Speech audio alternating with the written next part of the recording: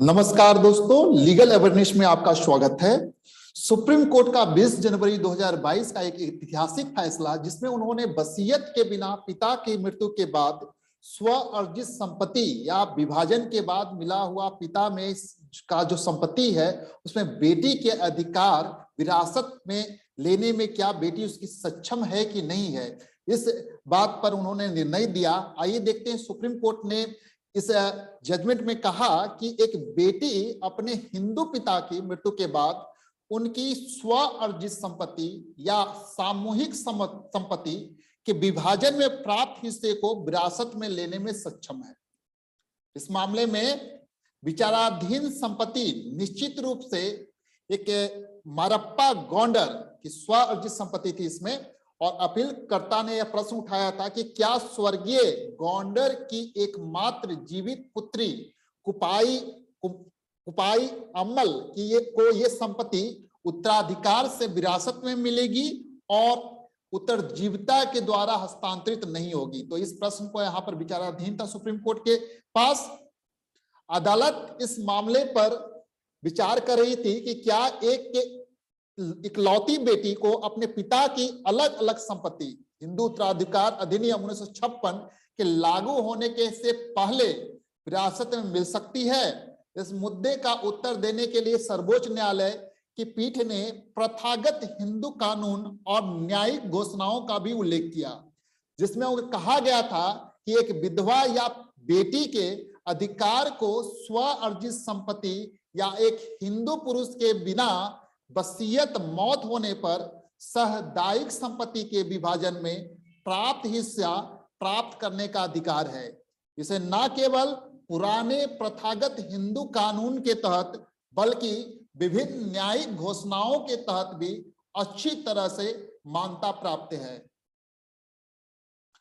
एक विधवा या बेटी का स्व अर्जित संपत्ति या एक हिंदू पुरुष की वसीयत के बिना मौत पर सहदायिक संपत्ति के विभाजन में प्राप्त हिस्सा प्राप्त करने का अधिकार न केवल पुराने प्रथागत हिंदू कानून के तहत बल्कि विभिन्न न्यायिक घोषणाओं द्वारा भी अच्छी तरह से मान्यता प्राप्त है।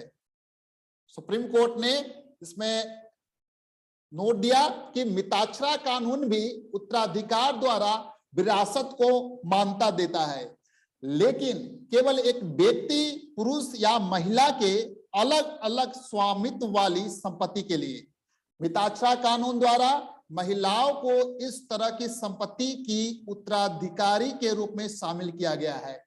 विरासत के हिंदू कानून संशोधन अधिनियम 1929 से पहले मिताक्षरा के बंगाल, बनारस और मिथिला उपविद्यालयों ने न केवल 5 महिला संबंधों को विरासत के हकदार होने के रूप में मान्यता दी थी: विधवा, बेटी, माता, पैतृक दादी और पैतृक परदादी। दूसरा नोट उन्होंने दिया, मद्रास सब स्कूल ने बड़ी संख्या में महिला उत्तराधिकारियों की विरासत क्षमता को मान्यता दी, जो कि बेटे की बेटी, बेटी की बेटी और बहन की है, जिन्हें वारिस के रूप में स्पष्ट रूप से हिंदू कानून संशोधन अधिनियम 1929 में वारिस के रूप में नामित किया गया है।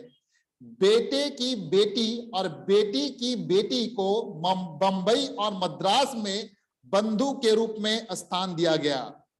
तीसरा नोट उन्होंने दिया, बॉम्बे स्कूल जो महिलाओं के लिए सबसे अधिक उदार है, ने कई अन्य महिला उत्तराधिकारियों को मान्यता दी, जिनमें सौतेली बहन, पिता की बहन और परिवार में विवाहित महिलाएं जैसे सौतेली माँ, बेटी की विधवा, भाई का विधवा और अन्य महिलाओं को बंधु के रूप में वर्गीकृत किया गया।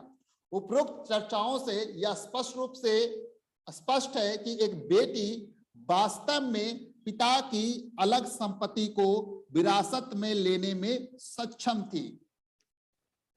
अगला नोट उन्होंने कहा कि 174वें विधि आयोग ने हिंदू कानून के तहत सुधारों का प्रस्ताव करते हुए महिलाओं के संपत्ति अधिकार पर अपनी रिपोर्ट में निम्नानुसार देखा है।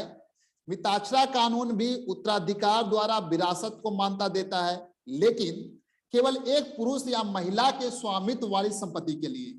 मिताक्षरा कानून द्वारा महिलाओं को इस तरह की संपत्ति के उत्तराधिकारी के रूप में शामिल किया गया है।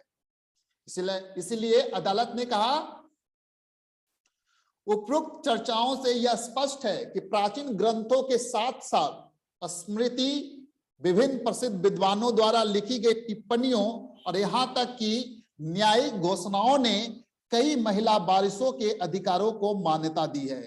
पत्नियां और बेटी उनमें से सबसे प्रमुख है। परिवार में महिलाओं के भरण पोषण के अधिकार हर मामले में बहुत महत्वपूर्ण अधिकार थे और कुल मिलाकर ऐसा प्रतीत होता है कि कुछ टिप्पणीकारों ने पहले ही स्मृतियों में महिलाओं के उत्तराधिकार के अस्पष्ट संदर्भों से प्रतिकूल निष्कर्ष निकालने में गलती की। मिताक्षरा के विचार इस मामले पर अचूक है। विजनेश्वर ने कहीं भी इस विचार का समर्थन नहीं करते हैं कि महिलाएं विरासत में अक्षम है। यदि एक हिंदू पुरुष की निर्वासित मृत्यु होने पर संपत्ति स्वअर्जित संपत्ति है या एक सहदायगी या एक पारिवारिक संपत्ति के विभाजन में प्राप्त की गई है, तो वह उत्तरजीविता द्वारा नहीं बल्कि विरासत द्वारा हस्तांतरित होगी और ऐसे पुरुष हिंदू की बेटी अनसपिंड के लिए वरीयता में ऐसी संपत्ति विरासत में पाने की हकदार है। मामले में अदालत ने कहा कि विचाराधीन संपत्ति मरप्पा गौंडर की स्वअर्जित संपत्ति थी, जबकि परिवार उनकी मृत्यु के बाद संयुक्त था। इसलिए उनकी एकमात्र जीवित बेटी उपाई अम्बल को विरासत में यह संपत्ति मिलेगी और संपत्ति उत्तरजीविता द्वारा हस्तांतरित नहीं होगी, पीठ ने अपील की अनुमति देते हुए कहा। धन्यवाद।